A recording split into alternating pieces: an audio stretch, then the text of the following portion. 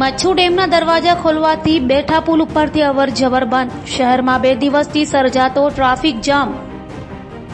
મોરબી પાસેના મચ્છુ 2 ડેમના પાટિયા રિપેર કરવાના હોય તેનું પાણી નદીમાં છોડવામાં આવતા નદીમાં બેઠા પુલ ઉપરની અવરજવર બંધ કરી દેવામાં આવ્યો હતો, જેના કારણે મોરબીના નગર દરવાજા ચોકથી વીસી ફાટક અને ત્યાંથી પુલ ઉપર જતા આવતા રોડ ઉપર સતત ટ્રાફિક જામ થઈ રહ્યો છે અને 2 દિવસથી સર્જાતા ટ્રાફિક જામથી લોકો ત્રાહિમામ પોકારી ઉઠ્યા છે.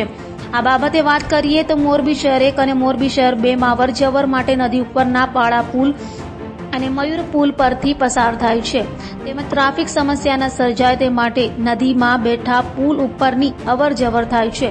પરંતુ 2 દિવસથી નદીમાં પાણી છોડવામાં આવ્યું છે, પણ પાણી હજુ બેઠા પુલના નાલામાંથી પસાર થઈ રહ્યું છે અને હજુ વધુ દરવાજા નહીં ખોલાય તો પાણી બેઠા પુલ ઉપરથી નહીં વહે. ત્યારે કાં તો ડેમના વધુ દરવાજા ખોલીને તાત્કાલિક પાણીને નદીમાં વહેરાવી દેવું જોઈએ, ક્યાં તો બેઠા પુલની અવરજવર ચાલુ કરવી જોઈએ, તો આ ટ્રાફિક સમસ્યા હળવી થઈ શકે તેમ છે. હાલ તો આમ પાણી બેઠા પુલના નીચેના નાલામાંથી જતા હોવા છતાં આ પુલનો અવરજવર બંધ કરી દીધી છે અને જેના કારણે મોરબીના દરેક રોડ ઉપર ટ્રાફિક જામ થયા છે. કેમ કે સામાકાંઠે જવા માટે મચ્છુ નદીના પાડા પુલ અને મયુર પુલ ઉપરથી અવરજવર થઈ શકે છે, જેના કારણે મોરબી 1 અને મોરબી 2 વચ્ચેના વાહન વ્યવહાર માટે આ એક પુલ હોવાથી ટ્રાફિક જામ થાય છે.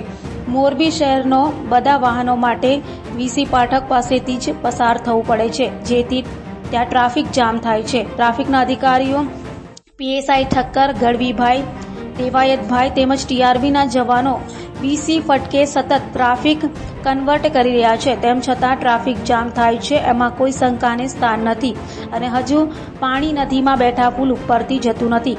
તો કાં તો પુલ ઉપર ટ્રાફિક શરૂ કરી દેવો જોઈએ અને કાં વધારે દરવાજા ખોલીને પાણી તાત્કાલિક ખાલી કરવું જોઈએ, જેથી આવી સમસ્યા હળવી થઈ શકે.